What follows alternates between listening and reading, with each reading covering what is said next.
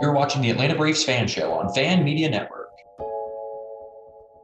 Hello, everybody. I'm Ryan Siegel, joined alongside, as always, with Gardie and Ryan. We are a week away from the All-Star break, and again, it feels like the same story over and over again with these Atlanta Braves. Taking a look at this past weekend, the Braves finally picking up a series win against the Marlins, taking 2 out of 3 down in Miami, before going to Pittsburgh and dropping 2 of 3. The Braves are 2 games below 500. They are 4.5 back of the New York Mets for the division and 6 games back in the loss column. But Gardie, again, it feels like we're saying the same song and dance and singing the same song and dance over and over and over again, including, again, playing down to teams that they shouldn't play down to. Yeah, third week in a row for me saying this to you and saying this to the people viewing and watching our show. The Braves play well against the Dodgers. They play well against the Mets. The Phillies are a little bit of a different story. But then they're taking 2 out of, luckily the Marlins, they took 2 out of 3 from. But going into the series, they were 2 for 5, 2 and 5, against the Marlins on the season. And the Marlins are 38 and 48. They're a 422 average team. So below 500. And then losing 2 out of 3 to the Pirates, a team that's 32 and 54. And in that 11-1 loss, the first game of that series, they were 0 for 9. The Braves were 0 for 9 with runners in scoring position. That's the definition of playing down to a team that's bad. And in that same vein, it's something that we also have been, harping on. And it's the fact that it seems that the Braves can only produce more than one or two runs every third game. You look at the Miami Marlins series, 1 run, 2 runs, 8 runs. You look at the Pittsburgh series, low amount of runs, big amount of runs in that third game when they won. And it just speaks to this larger just inability to play consistently. But with that, there has been talks about trades. We're about to hit the All-Star break. People are starting to look towards the trade deadline, which is at the end of July. And Starting Nine, which is the Barstool Sports baseball podcast news outlet, as you might say, wrote an article and says, is it time to seriously consider trading Freddie Freeman? Freddie Freeman is, as we have mentioned a million times on this already, the reigning NL MVP. And he also leads the Braves in hits with 86 right now. And they're talking about trading him. And it's funny, we are a fan show, as we were talking pre-show, and as we mentioned that all of the time. I read you some of the quote tweets, because talk about a hashtag ratioed tweet when they posted that article. Some of them were just hilarious. Like, ha, ha, ha, every ha with a period, all caps, absolutely not. The funniest one, and I started snickering before I read it to you, is you trying to catch these hands. Braves fans don't want it. I don't want it. As I said, he's leading the team in hits. Maybe his average is a little down, but that happens. It is only the All-Star break. And also, as Ryan mentioned, 6 games back in the loss column, 4.5 games back overall. That's a real weird place to try to be saying that they're a seller's team. I don't know about you, Ryan, but that's I kind of was like, no, they're not a seller. They're still very much in contention. If they can learn how to beat teams like the lowly Pittsburgh Pirates, it would be a completely different story.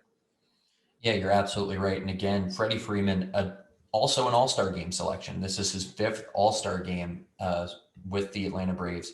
So again, it's definitely weird that they're trying to all of a sudden now flip Freddie Freeman as we get a little bit closer to the All-Star break. But kind of swinging to a little bit more different news here. Staying with the Braves, though, William Contreras, Braves starting catcher, has been sent down, and veteran catcher Jonathon Lucroy has been brought up from AAA Gwinnett.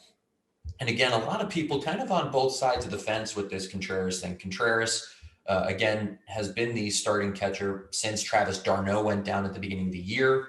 But now we're bringing up a veteran in Lucroy who has a wealth of major league experience and is a two-time All-Star in his career. Gardie, again, what do we kind of think about this move, bringing in a veteran catcher for Contreras, who wasn't playing completely poorly, but wasn't also playing well enough for, I guess, a major league catcher, if you will? Yeah, so we were talking about this pre-show, as we do, and I actually really liked this decision because when we talk about playing up and down to competition into teams, this makes a lot of sense. Contreras, while he started the season, his first 19 games, excuse me, not this season, because as you said, he was coming in for an injured catcher. He hit 237, which isn't great to begin with, but not terrible in today's baseball because apparently 250 is a good batting average these days, and had 5 home runs in the first 19 games. But over the last 25, he's 181 with 2 home runs. And Lucroy, as you said, wealth of major league experience. Even though his last real season was in 2019, he played 109 games, split between the Angels and the Cubs. So both got some NL and AL action, but I only played one game in the COVID season with the Red Sox. And as I said to you, that's an unfair burden or slight to put on someone because it was just such a weird time, both in sport and out.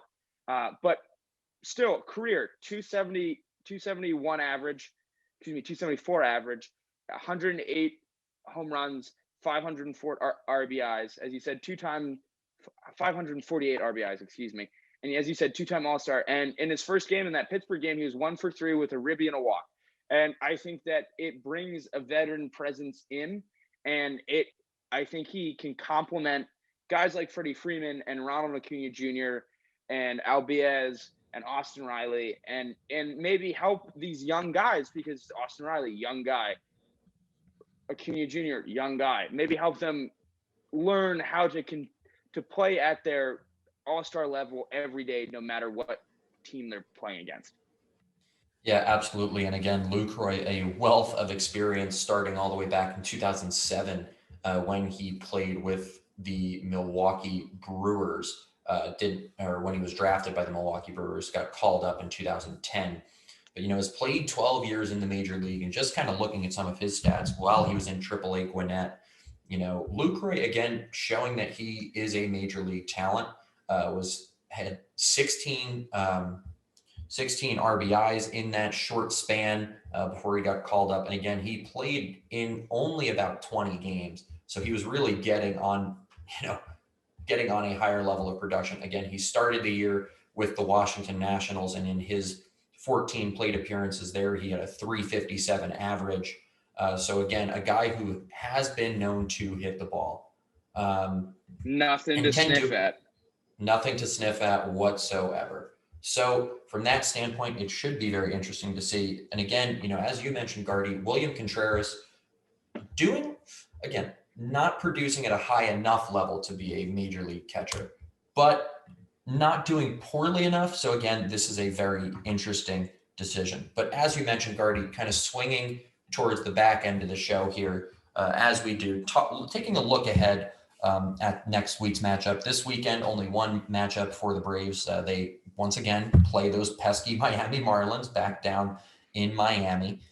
So a 3-game set before they go into the All-Star break. And then it is a murderer's row coming out of the All-Star break. And I think that that's something that we're going to tackle a little bit this week, since there won't be too much content to talk about next week when it comes to the Braves.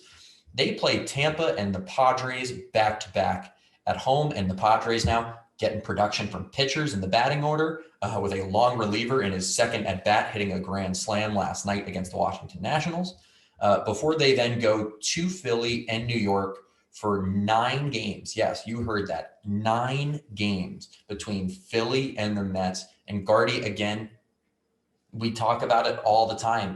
Tampa, a good team. San Diego, a very good team when they want to be.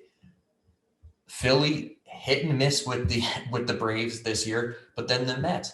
This is your chance to make up this opportunity. And I know we've said it a lot, but this is your time to make up those games that you've dropped pre-All-Star break. Yeah, when you're talking about trades and trade deadline coming out of it, especially with this murderer's row of a schedule they have coming out of the All-Star break. This is really going to make or break.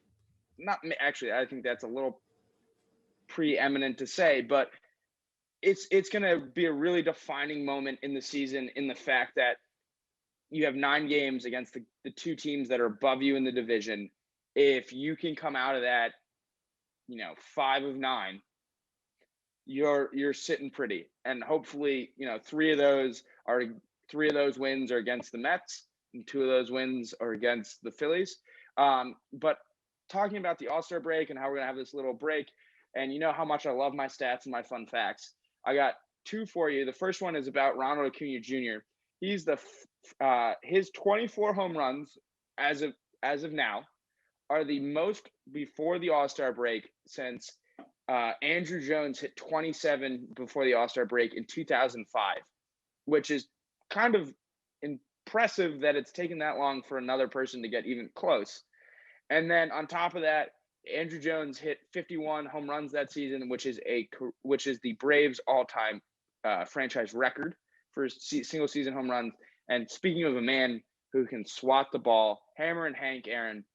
I know my little history fun fact, little tidbit, little blow your mind stat has been about pitchers recently, but I thought I'd go to a guy who hit home runs, and he's the only member of the 500 home run club that if you took away all of his home runs, all 755 of them, he is the true home run king. Get out of here, Barry Bonds. He would still have 3,000 hits, and he's the only member of the 500 club that can claim that. And that just says not only did he hit for power, he also hit for average, and he did it consistently. And it's just incredible. Like as I said to you pre-show, from ages 35 to 39, he led the National League in home runs from 35 to 39. When people were retiring, he was the best at hitting the long ball in the National League. And it just should be mind-blowing how good of a hitter he was. The Braves are running a promotion towards the end of the month. That is including Hank Aaron weekend against the Milwaukee Brewers. But we can get into that a lot later on in this show. And as we get closer, obviously, we will have more episodes between now and then. But we can also always say we are looking for any good fan stories, whether through LinkedIn, whether through Facebook, whether through Twitter. If you have a good fan story at home, on the road, in Truist Park, out of Truist Park, we want to hear it. Again, we are a fan show. We are here to listen and tell the stories of the Braves faithful and of Tomahawk Nation. So if you have any good stories, please let us know. But with that, thank you again for watching this week's edition of the Atlanta Braves Fan Show on Fan Media Network. To host a fan show or appear as a fan on a fan show, create a profile in Fan Media Network. Then look for the news page in our website and fan show resources page. Help yourself. We give show hosts a show graphic and team colors, a simple short show format, tips on pre- and post-production, ideas to get fans and guests on your show, Apple News distribution and show sponsorship sales and services to help featured show hosts earn money. Show hosts use our iPhone app to publish their shows. Our website supports Android users.